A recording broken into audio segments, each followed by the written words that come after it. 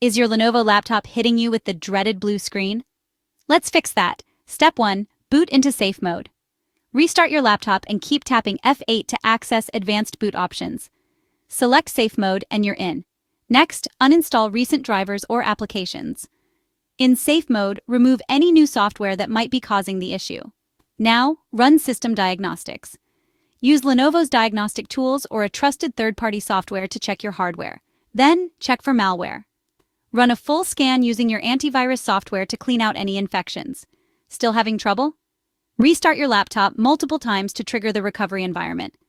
Here, you can try startup repair, system restore, or reset this PC. Finally, make sure your drivers are up to date, especially your graphics drivers. If a recent update caused the issue, try rolling back to a previous version. If blue screen errors persist, it might be a hardware issue like overheating or faulty RAM. To prevent future blue screens, keep your system updated, scan for malware, and ensure good ventilation.